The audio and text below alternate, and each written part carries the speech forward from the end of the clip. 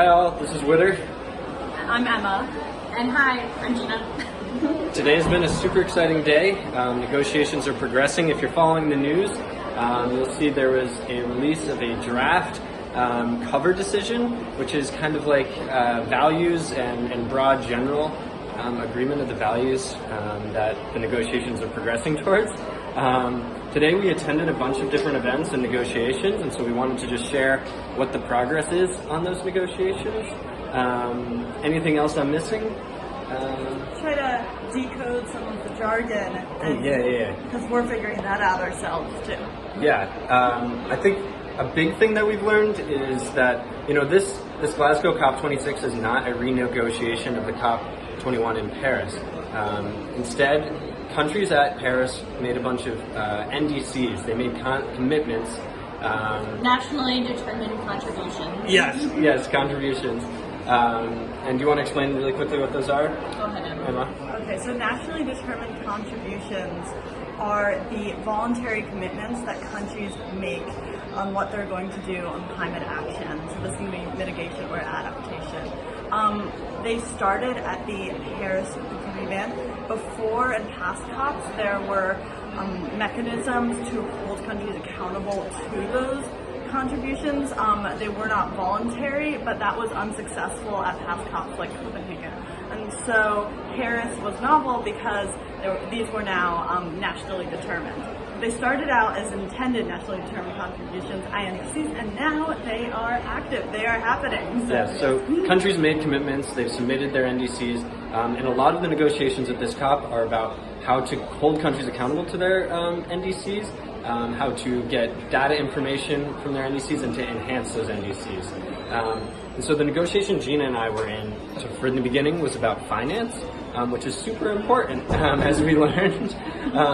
And there were a lot of disagreements in the negotiation about very specific language, reflecting on the contributions of developed nations, so wealthier nations contributing finance to developing nations. Anything else, Gina, that we learned? There was just a lot of conversation about very specific words in their preamble, and it seemed like the U.S. actually wanted to back away from some of the language that some of the smaller nations wanted to agree on, which was interesting, and also kind of a theme that we're seeing. But it was the first time in a negotiation for me, so it was good.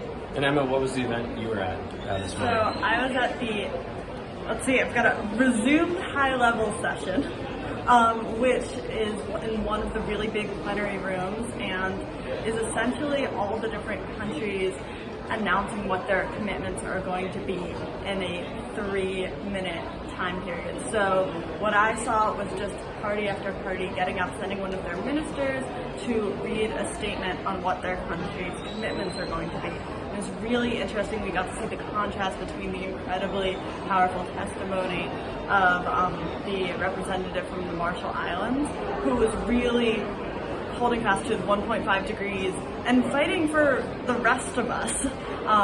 His home is going to be really destroyed, even with 1.5 degrees, which is just so horrible, but he's still fighting for other people, which is incredible. And then the contrast with, we also got to see Saudi Arabia's testimony, which was less ambitious. Perhaps a little less ambitious. Yeah. And then the big update, so they had a stock, what was it called? A stock? Informal stock taking. Informal stock taking, yeah. So taking stock of the negotiations so far, and I think the takeaways that we got in terms of how negotiations are processing, they still targeted Friday as completing negotiations, so that's, I guess, good news. And we heard updates on a variety of topics. Still a lot of disagreements about finance. That kept coming up. Finance is a big one. Yeah. And they were talking about loss and damage a lot and adaptation. Some of the small island nations are facing that already quite a bit, a significant amount of loss and damage, whereas some other nations that are more well off don't have to worry about that as much, but it did come up a lot, I would say, in negotiations. Yeah, repeatedly loss and damage financing, as opposed to maybe just mitigation financing, which decreases emissions.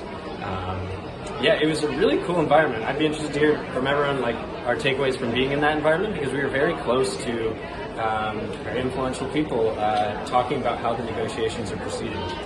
I think we've talked a lot about the disconnect between negotiations and some of the other events happening featuring scientists and activists on the outside.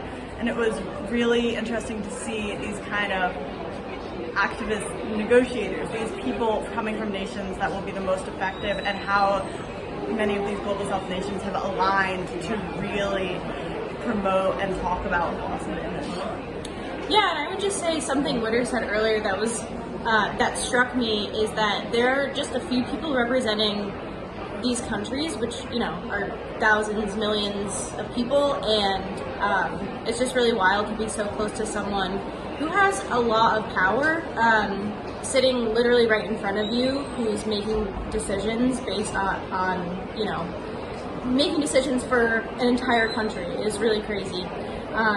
And then, Witter, you should talk about the what you saw outside of the negotiation space. Yeah, so at COP26,